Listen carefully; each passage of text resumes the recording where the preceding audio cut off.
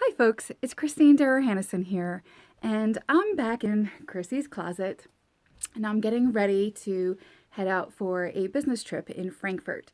And while I was packing, picking dresses, and I pulled it all to the side, and I looked at the different dresses that I collected and decided to pack, and I just stopped for a second, and I said, "Wow, those are beautiful." And not to be full of myself, I stopped and said, "Well, that's because you're beautiful. I love you." And I giggled to myself. And I went over to the mirror and I said it again. And I said, "You know what? I love you." And I stopped and I heard another voice. And again, I heard, "I love you." But this time, while it was still me talking, I talked to the mirror and I said, "I love you." And I realized that when I'm looking at myself and I say, "I love you," I was saying, "I love you, Mom. I love you, Dad," because they are who I am. And this is how this thought literally happened. Then the next step, I thought, well, I'm not going to stop there. I don't just love you, Mom, and you, Dad. I love my friends, my family, the people who shape me, the communities I grew up with, school, junior high school, work. And I started thinking of all the different people that shape who you are. And I looked in the mirror and again I said, "I love you." And it was really me saying, "Thank you. I am who I am today because of all of you." And it would be insulting to you to look in the mirror and not be able to say, "I love you." So I have a couple of points with this. The first one is who we are is really a product of the people that we surround ourselves with, the jobs, the environments, our social circles.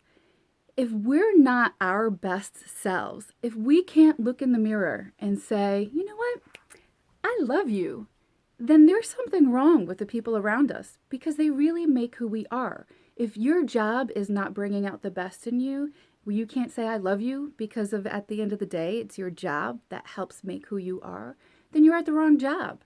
If you're in a relationship and you can't look at yourself in the mirror and say "I love you," you're upset, there's things that bother you, you feel like you can't do anything right, you have all these flaws, then there's somebody in your life or in that relationship that is shaping that opinion of yourself, and you probably are in the wrong relationship. And the same goes true for any type of people we say get rid of the toxic. Well, how can you identify who's toxic in your world? Well, I'll tell you, it's very simple.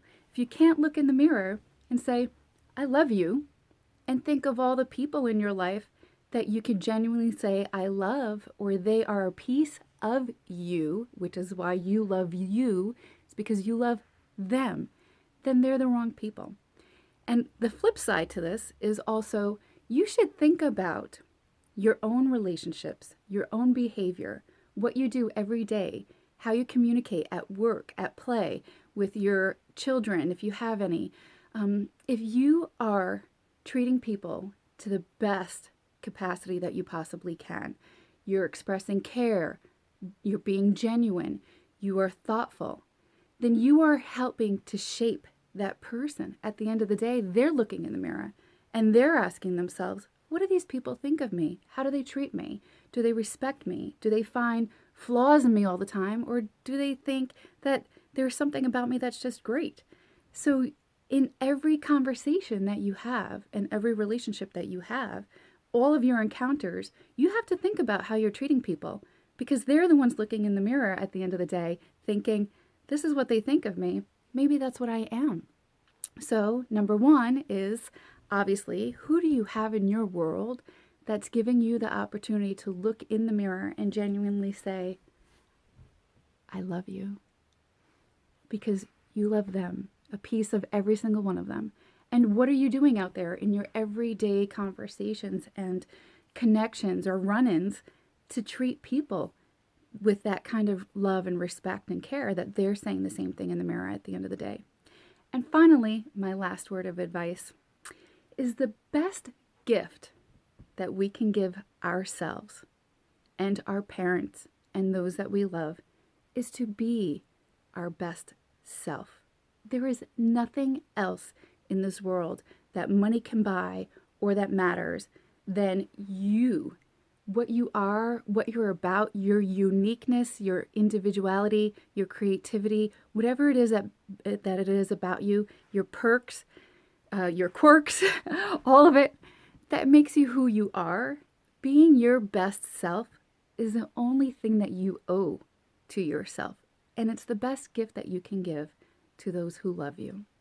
So there's my thought as I head out to Europe, to Germany on this trip. I'm really excited. I have so many people in my life to thank, and I love you.